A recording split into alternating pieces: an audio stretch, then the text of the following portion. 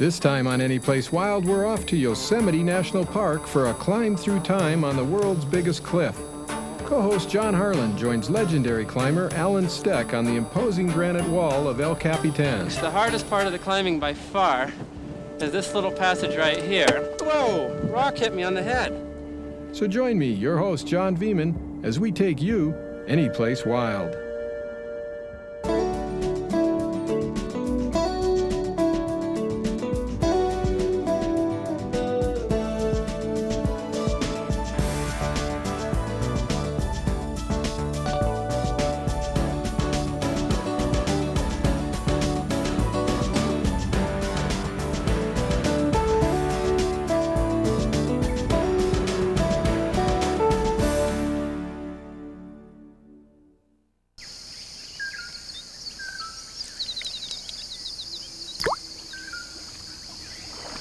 AnyPlace Wild is brought to you in part by Chevy Tahoe, encouraging you to find your own little part of the planet.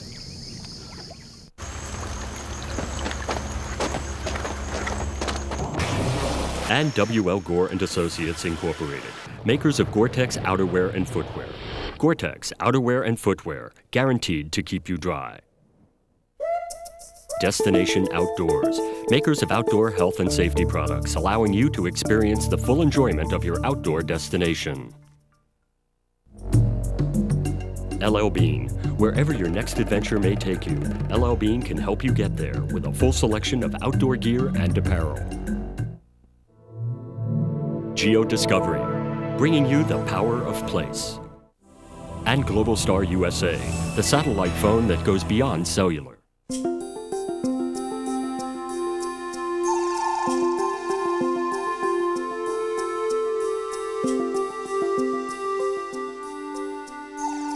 In the Sierra Nevada mountains of central California, there's a sun-drenched valley whose soaring granite walls lure climbers from all over the world.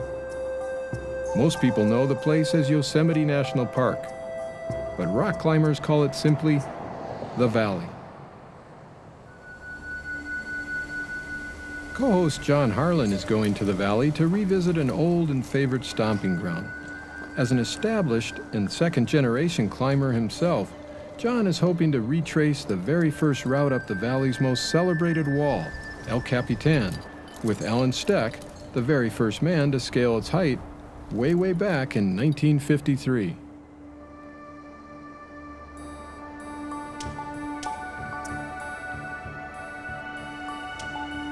El Capitan, the valley's highest face, is generally regarded as the world's highest monolith. It's about 3,200 feet, almost unbelievably steep and smooth. We'll head up the East Buttress route, which follows the far right-hand edge of the main face. We're hoping to climb the route over 2 days, with one night spent on a narrow ledge about halfway up. Boy, look at this sign. It says climbers, attention climbers, in 5 different languages. You know, I've never seen this sign. I don't come up this way quite often, but it occurs to me that in '53, the only language spoken here was English. And now, Camp 4 is full of 12 languages, probably. Probably. But, and not many routes on the peak either, were there? and not many routes. Well, take this place here. In '53, when we climbed the East Buttress, there were no routes. After half a century of hauling himself up every cliff he could lay hands on, Allen Steck remains a leading figure of American climbing. Still climbing hard at 74, Allen truly is the mountaineer's mountaineer. What an incredible hunk of rock. I just can't get over. I mean, this has to be one of the most awe-inspiring sights in all of the world. The scale of El Cap is so big it's hard to pick out the 50 or 60 climbers that might be on the face climbing it at any given time. At first, all you see are tiny dots. Look closer and you may spot a team that's spending a week on the wall to finish a route. Unfortunately, this can lead to some off-color souvenirs at the base of the cliff. Well, I'm kind of glad I put my helmet on here because there's a lot of rocks around that look like they came from way up above. Why carry a helmet when you can wear it, is my motto. That's a good thought.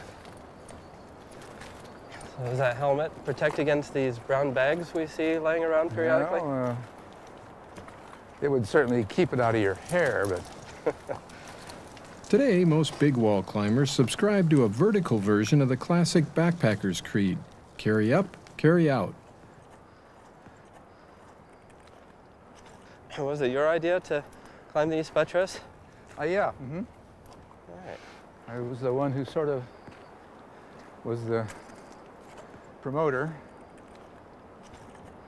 You put together the team. Did other people think it was a good idea? Yeah, they liked it. A look through Steck's photo album offers a rare glimpse at the early days of El Cap climbing.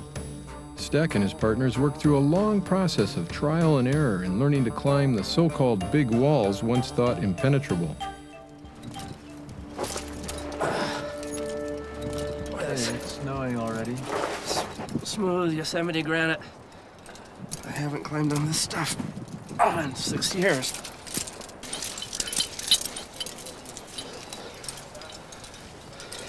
The equipment and techniques for climbing a route like the East Buttress have changed quite a bit in those 50 years, but many of the old metal pitons that they placed for anchors back then are still being used today. Right, a fixed piton. Give me a nice sense of security.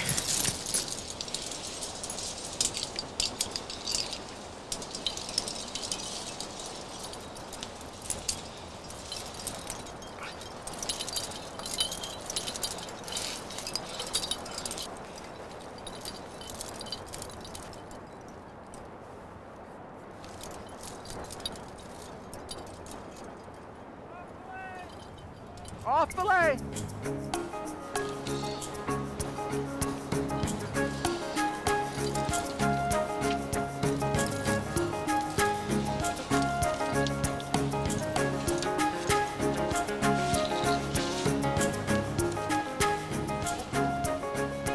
For over 50 years, Allen, or Steck as his friends call him, has shared his passion for climbing with his pen.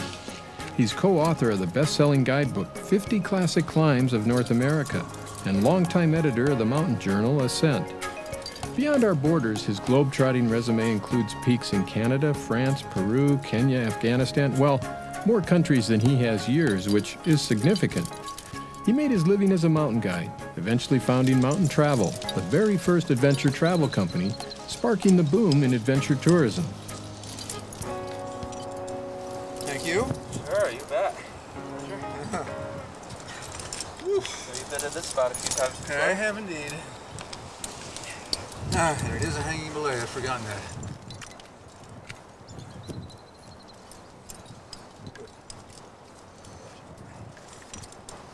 The crux, the hardest part of the climbing by far, is this little passage right here. Whoa! Rock hit me on the head. Well, I'm glad I have a helmet. Oh, well, I don't like that either. But what I also don't like is the lack of protection. It looks great right here. This is fine and splendid, but once I get way up there, there's still nothing. And if I fell, I'd go down into here. And I don't like that. So I'm gonna go up this crack on the left a ways, get in some gear, then come down and do the hard moves.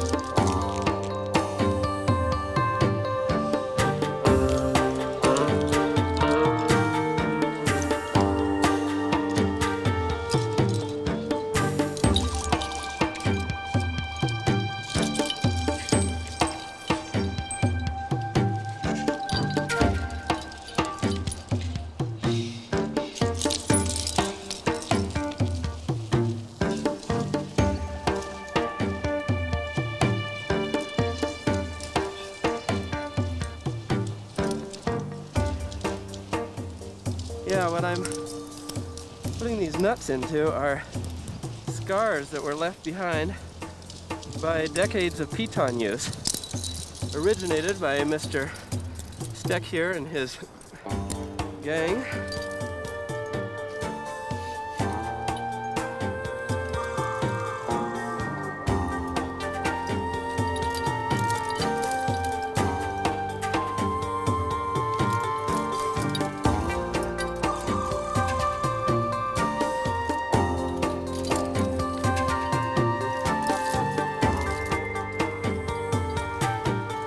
They do a lot of grunting, but I still try to keep it an aesthetic experience.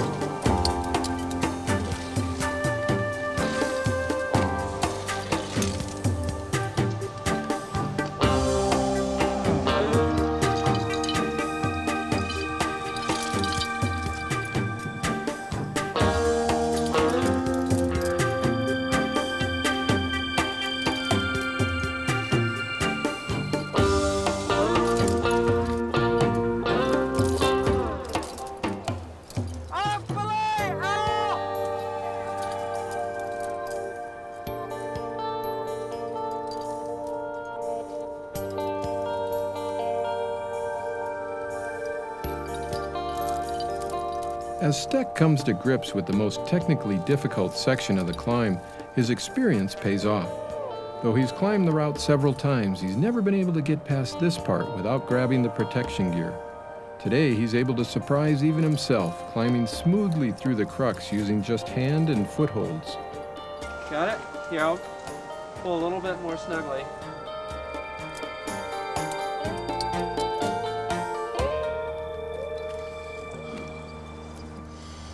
Oh, this monster.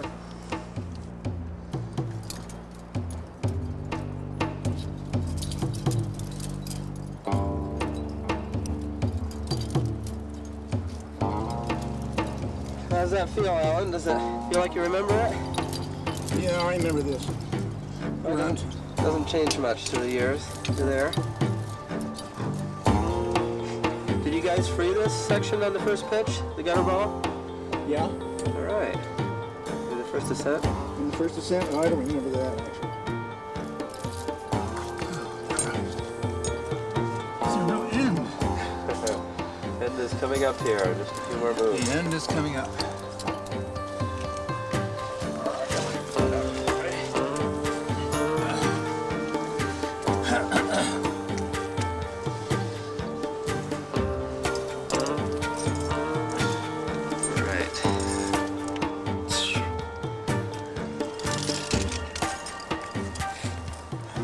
All right, well, Al, congratulations.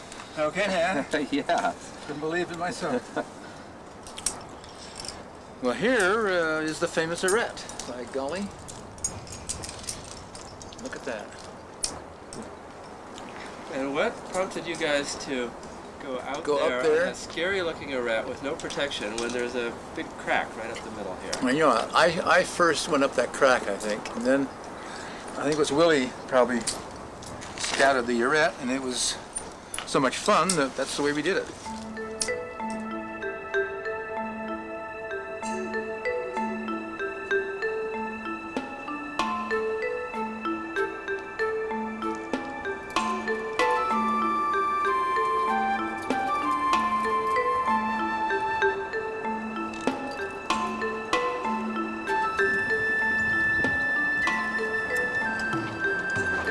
This is beautiful climbing here, Alan. I know. Man, you guys must have been psyched when you found this. Climbing, like baseball, is one of those pursuits that relishes its own history. So in a sense, you're never climbing alone. You climb with everyone who's gone before you, solving the same problems, struggling with the same rock. I don't know that there really is any way to convey the sense of what it's like to climb. And I know people try to convey that sense, and all of us through our words will, that when you're actually on the wall, climbing in the grip of it, it's a mind-body physical connection, right down to the hormones surging through your body, which affect your brain as much as it does the way your fingers are working. And there is just no way to convey that on the screen or through words. That's the thing about climbing, is it really tends to focus your mind on exactly what you're doing. And it doesn't matter what else is going on, you're totally in the moment, in the square inch of whatever it is that you're doing.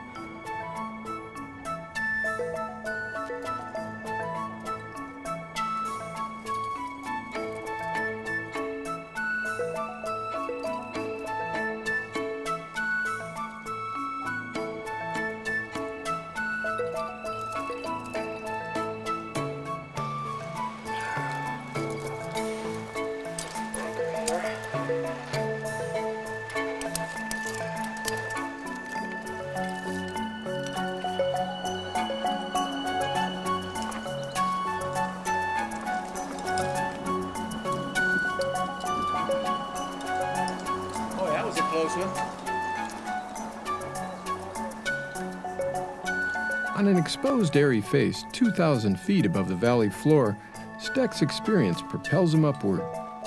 He started climbing in the early 1940s, scrambling up granite peaks in the High Sierra with his teenage brothers. He'd made several significant first ascents in Yosemite by the time he climbed El Cap's East Buttress. His life of photographing and writing about climbing eventually led to one of the most gripping but little-known films of early Yosemite big walls, which Steck and his partners shot almost on a whim on the third ascent of El Capitan's Salathe Wall. The Salathe is a route that many climbers call the greatest rock climb in the world. The day before, or 2 days before we were going to do the climb, we decided that it would be good to have a film. And so we bought the camera, bought the film, and brought it to the valley. And we all thought, well, that's a great idea. None of us have ever done any filming, but what the hell? We'll learn on the job.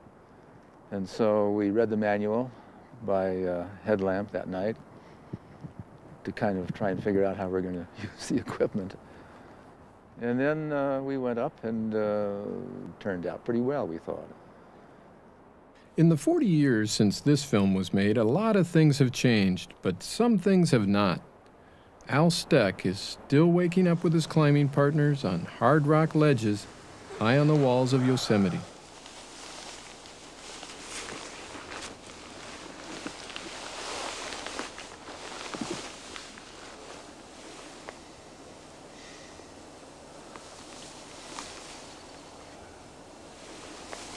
You sleep well, Alan? Oh, not exactly.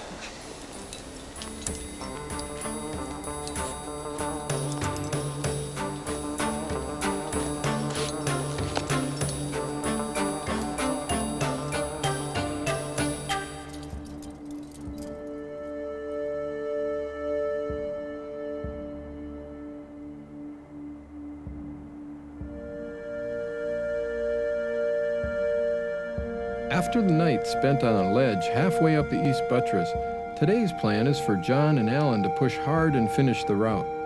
This means an early morning start and lots of smooth, efficient rock climbing, the only way to reach the top before nightfall.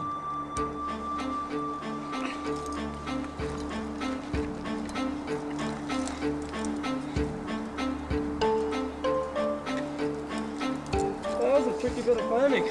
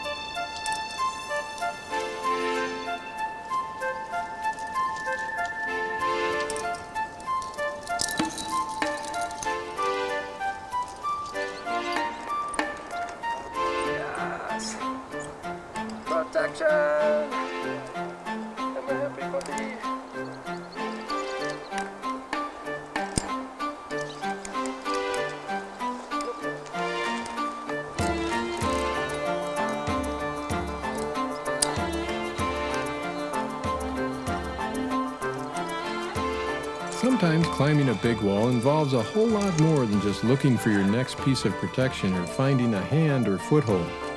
It's a dance with the rock, all right, but more to the point, it's a dance with what's inside your head. That's the place where your fears swirl with strength and your wishes waltz with worries.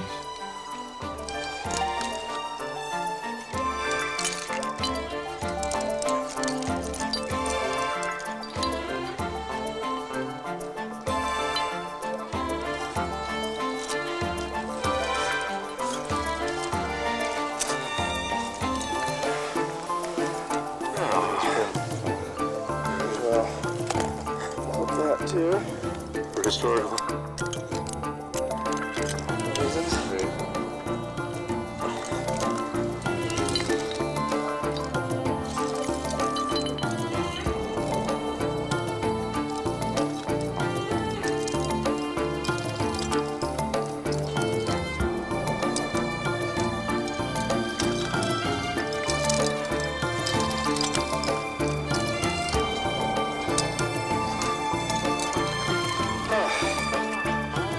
One of the most awesome pitches I've ever done.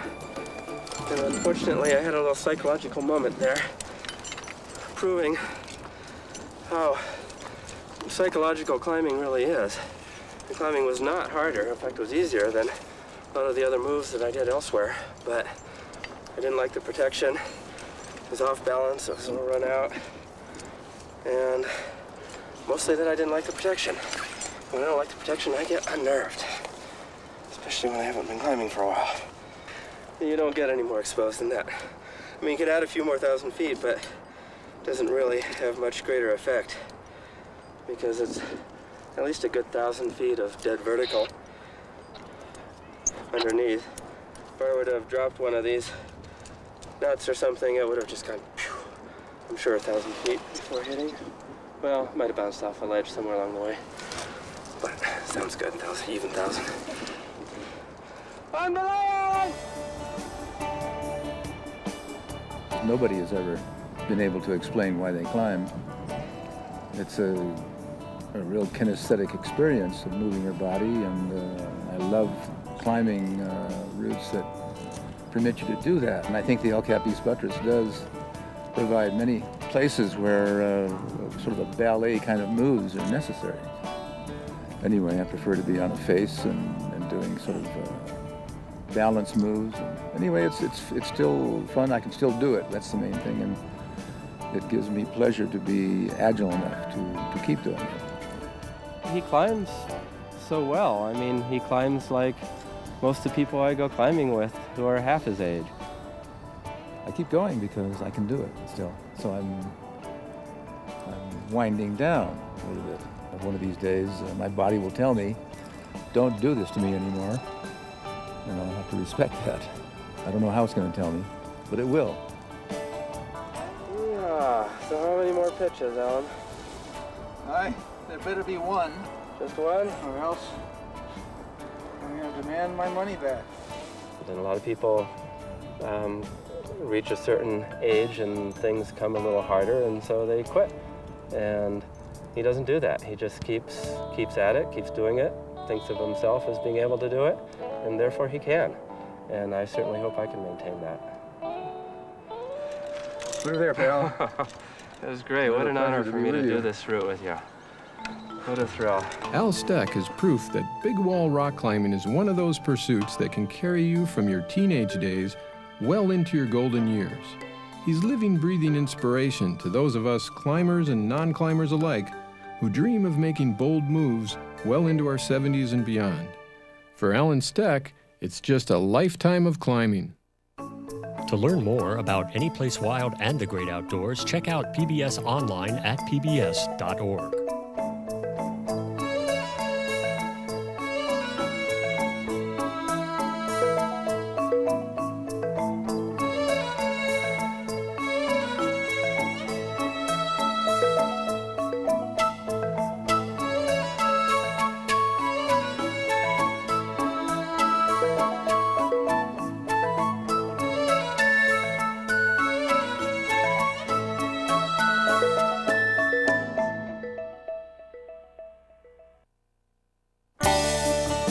This time on AnyPlace Wild, we turn the cameras around and give you a look behind the scenes. How many people does it take to make a climbing movie? Quite a few, evidently. On delay, Alan.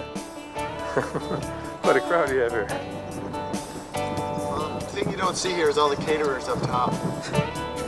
So join me, your host, John Beeman, as we take you AnyPlace Wild.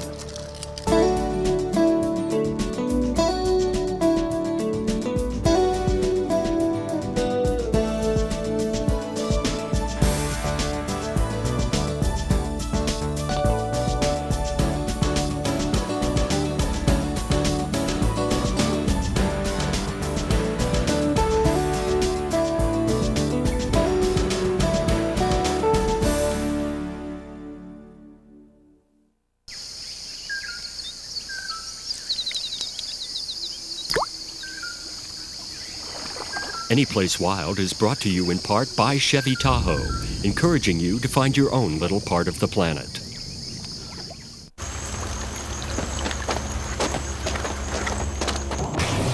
And W.L. Gore and Associates Incorporated, makers of Gore-Tex outerwear and footwear. Gore-Tex outerwear and footwear, guaranteed to keep you dry. Destination Outdoors, makers of outdoor health and safety products, allowing you to experience the full enjoyment of your outdoor destination. LL Bean, wherever your next adventure may take you, LL Bean can help you get there with a full selection of outdoor gear and apparel. Geo Discovery, bringing you the power of place. And Global Star USA, the satellite phone that goes beyond cellular. Hi, I'm John Beeman, series host of AnyPlace Wild. You know, making a series like this, I get to travel to a lot of wild places and do some pretty wild things. Oftentimes, I meet people who have seen our show, and invariably I hear two questions. One, how do I get a job like yours? And two, how do we get the camera in there?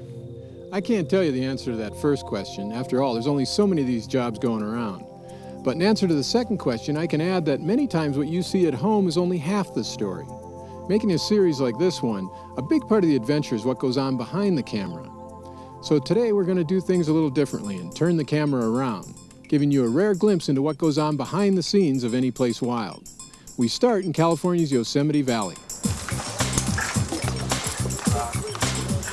So I'll make sure we've got the keys to that other vehicle. The most difficult thing about this is packing. Once you get all the right gear, the rest is easy. Hey, Daryl, who has the poo bucket? Are you carrying that? Negative.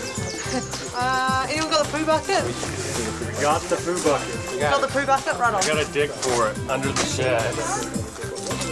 Now, that bottom one, no, your top one, how far? Yeah, see, you should be able to move the top jug like at least 6 inches and more like a foot. Can I borrow your walkie? I'll give it a go. I'll find out. You'll see though. Well, sure, I'll be happy to just have it get up set up. there. Yeah, I think you'll probably. You may just get up there. I mean, it's no no. big deal. Yeah, we're Well, making a big deal. I haven't climbed on granite for a while, and I just basically haven't been climbing much. Our goal in the morning is for Dan or I to go down with Daryl, get him set, and the other guy to come down and meet Scott, and then start working on this. And then, is there a possibility of getting a rope here or here? While months of planning go into each episode of AnyPlace Wild, it's especially important to review logistics with the production crew, particularly when shooting a climbing film. Here, directors, riggers, and cameramen confirm critical last-minute details. When Daryl and I come down, if we can end up on that ledge, rather than down at a hanging belay where there's a whole cluster happening. Yeah, we don't want Daryl here. We need to take Daryl down a different way. Right, okay. Yeah. Why? What's wrong with me? Go. All right, we're off for our commute to work. John, how come you're wearing so many pants here? Oh, because these guys are so lazy? I mean, you'd think that the talent wouldn't have to carry all the extra stuff. You'd think so. They're just, are you in training or something? Weight training? I'm being taken care of here. Being serviced. All right, we're off like a herd of turtles.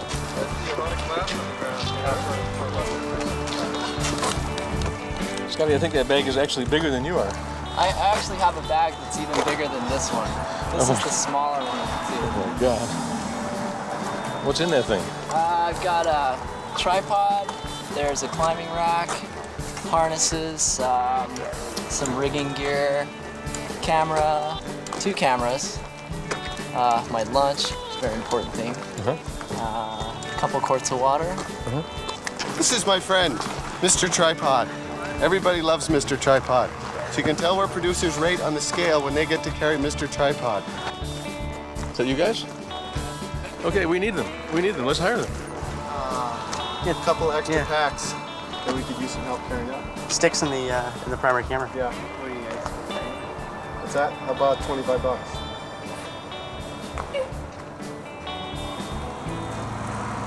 $30? You can probably spring for 60 bucks for both of you. 30 bucks a piece.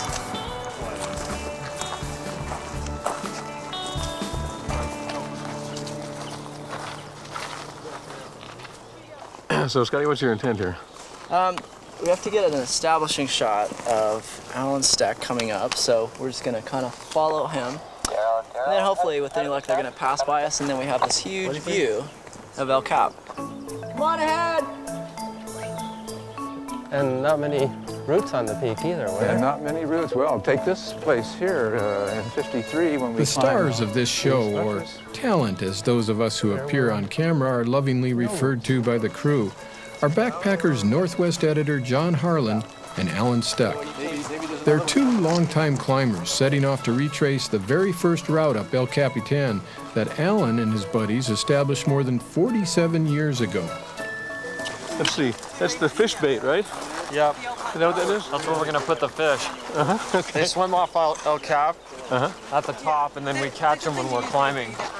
That's what I thought, yeah. Yeah, and so we like to keep them fresh, so we get a little water in here, and then we eat them at night.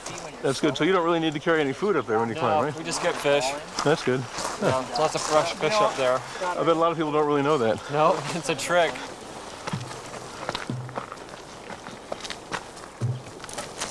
I thought you meant as in Darth Vader. No. Are we there yet? Very close, very close.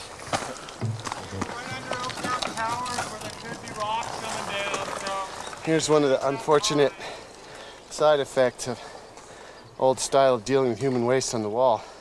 Most people now put this in a bucket or a little tube and take it off with them and don't just pitch it over the edge.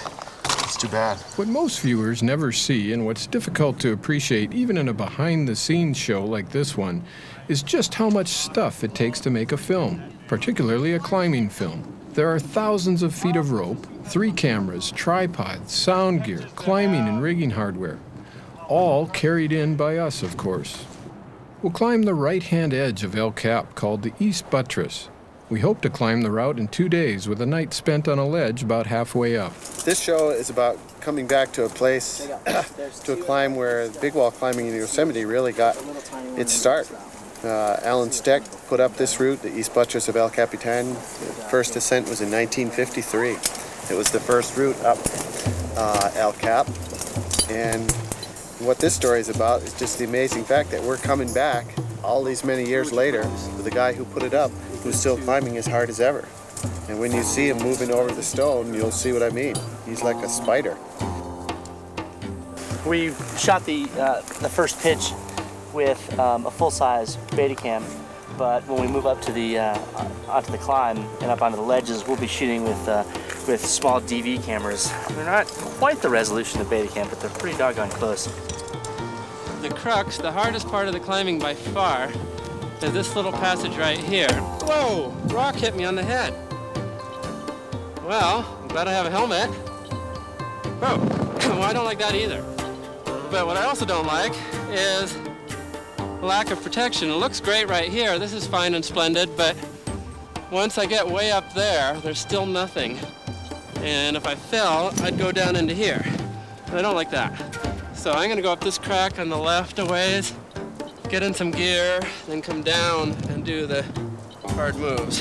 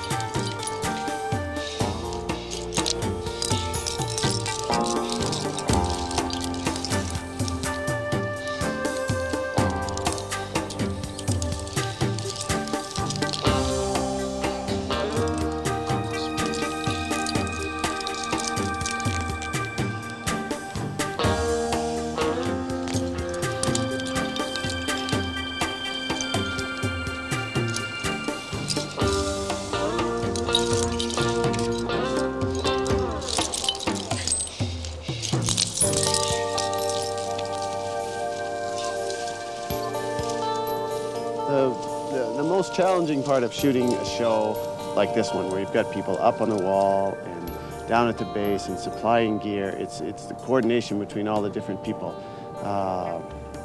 working out the demands of the riggers and safety and balancing that off with the coverage of the scenes that we want to get and the coverage of the story. The clock is always working against you. You're always having to balance off. This is a great idea to shoot, but we got to get it done in an hour, because if we don't, we're going to end up coming down in the dark. May do a lot of grunting, but I still try to keep it an aesthetic experience.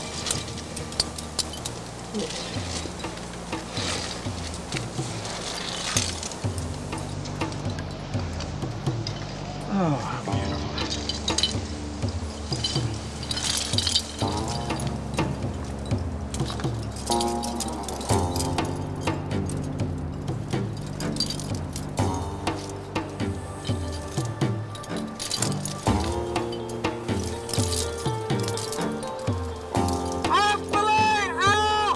What are you guys doing?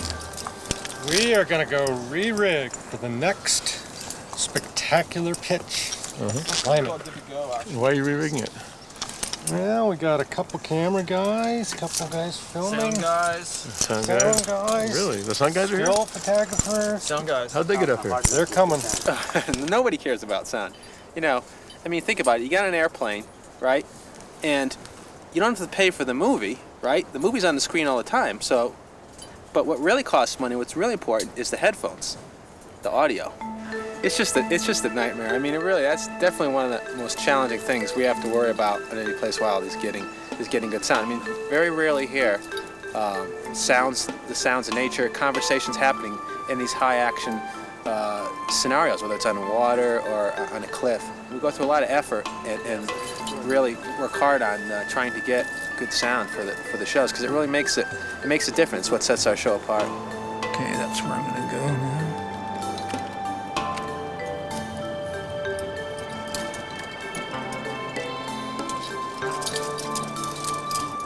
Got it? Here, I'll pull a little bit more snugly. How does that feel, Alan? Does it feel like you remember it? Yeah, I remember this.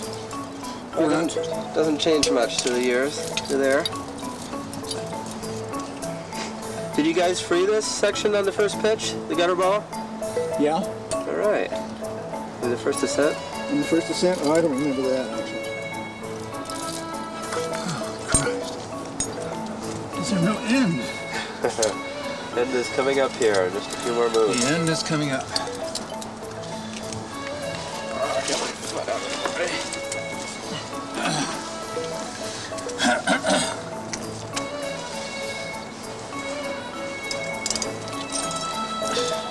All right.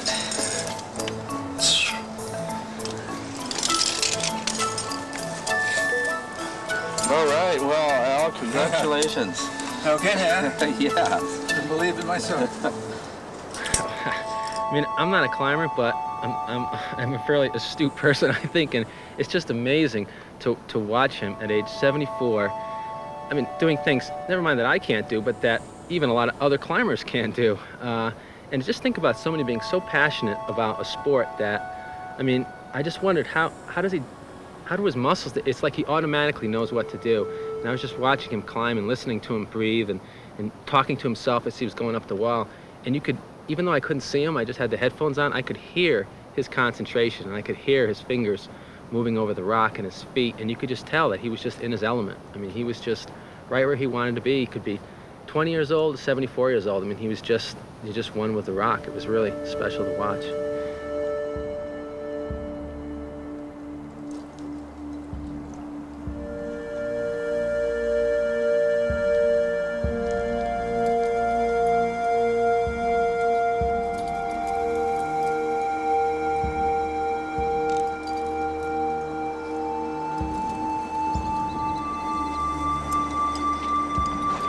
This is beautiful climbing here, Alan.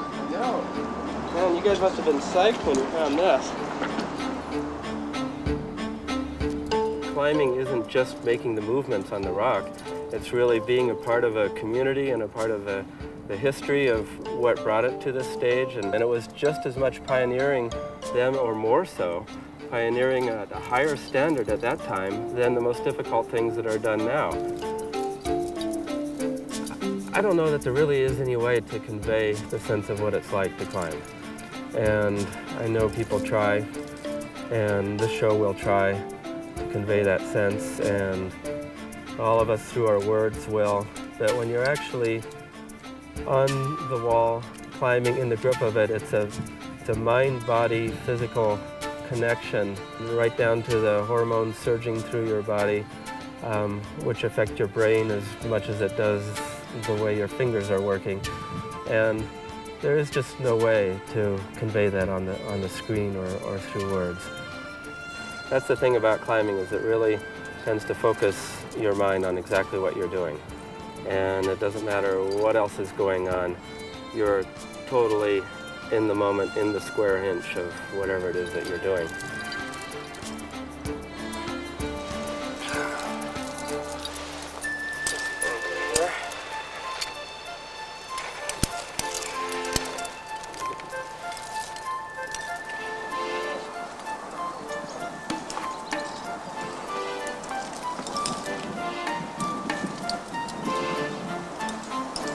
Oh, that was a close one. Right.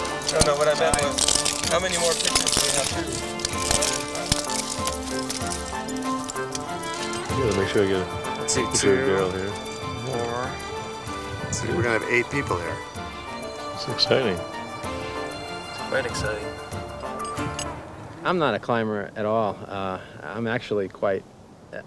climbing intrigues me, but I can't get past the fear of the exposure, and I don't trust the ropes yet. I mean, that's the hardest thing for me, is trusting the harnesses and the ropes. And you look at these little pieces of metal, and I know everything's double back, and they're like, oh, you're safe. Scott, like, oh, you look great. Go ahead and rappel. And you just look at this one piece of thread, and I don't know how strong these things are. I mean, they tell me they're strong, but I haven't been climbing for 70 years like Al, or 30 years like Getch, or 15 years like Scott. And that's what really gets me. More than the fear of heights, it's the fear of falling, I think, is what scares me, being up there.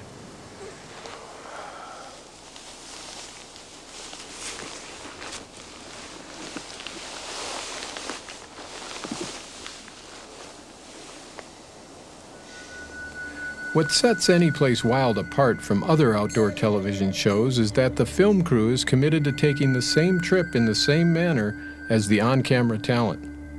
Wherever, whenever, and however they go, everyone goes. Often this helps us capture some very, very dramatic moments.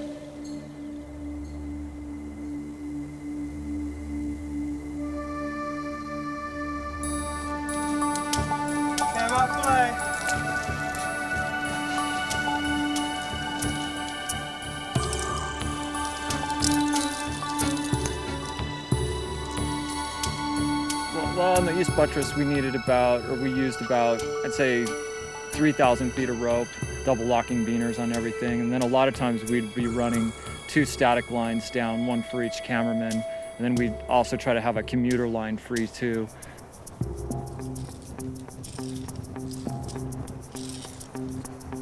First, when I look at getting a shot, I'll look at possibly where the climber's going to go, and then from that I'll decide, what a good angle's going to be. Make sure I got all my camera gear, which usually consists of, like, I've got the camera and then extra batteries and tape and wide angle lens. Then I'll set the camera up, then get in position and hang there, wait for him to come through.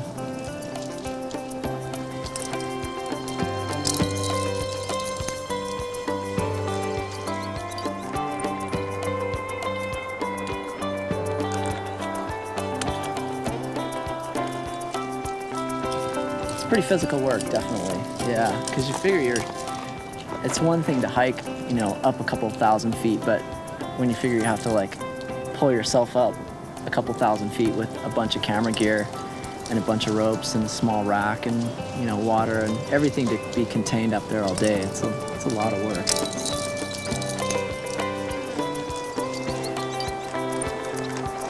Yes. Protection. I'm a happy puppy.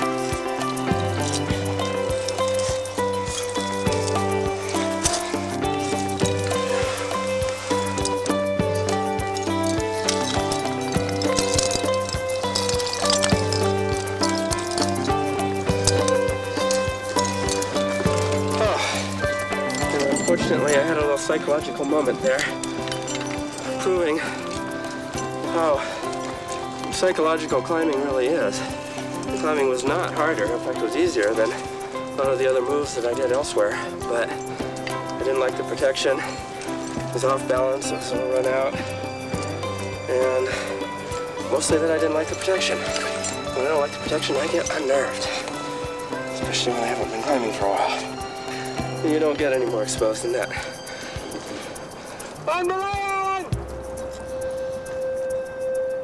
When people watch the show, I'd like to have them come away with a sense that they were part of the trip, part of the expedition, that the point of view of the camera is the point of view of a participant. I think what I'd like to share with the viewer is just, I mean, it's like all these things that we're filming and stuff, then they're all things that I'm passionate about, and I just like to, you know, share those with people. It's like my grandma, she's never gonna go up El Cap or something, but she can watch it and she can, you know, totally be turned on to it, and, you know, this is great stuff, and she just, you know, just sharing it with people who aren't actually able to go up there and do it themselves. Kind of letting them in on the world of it. I mean, there's no other place that I'd rather be than hanging off the side of a mountain or the side of a wall or something, because that's just pretty precious time to me. Just like, it's just amazing watching the swallows swoop down. It's such a good environment, and I really enjoy being there. Yes, for an anchor around here. I guess I'd go over there, but there's way too many people. Just, in fact, I need a picture of y'all you got. how many people does it take to make a climbing movie? Quite a few, evidently. On belay, Alan! Nobody has ever been able to explain why they climb. It's a real kinesthetic experience of moving your body, and I love climbing routes that permit you to do that. Anyway, it's still fun. I can still do it. That's the main thing, and it gives me pleasure to be agile enough to keep doing it. And I'm pushing 50 and have felt on a couple of occasions climbing in recent years like, I'm kind of getting old and not really doing as well as I was when I was 20 or 25. And climbing with Allen Steck, who's 74, I don't feel that way anymore. I'm doing great. I got 25 years left to go. For the crew of AnyPlace Wild, the reward for all this hard work is sharing our love of the outdoors with an enthusiastic audience. We're there, pal. It was great. What an honor for me to do this route with you. What a thrill. And besides, if you're doing what you love, how can you call this work? To learn more about AnyPlace Wild and the great outdoors, check out PBS online at pbs.org.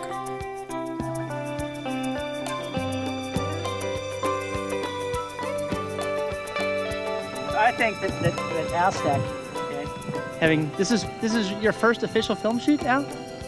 Okay, in that case, it is his honor to call the completion of this show. So camera, please pan to Mr. Steck.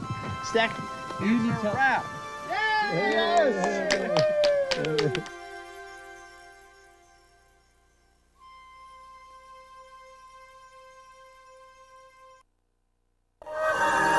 This is PBS.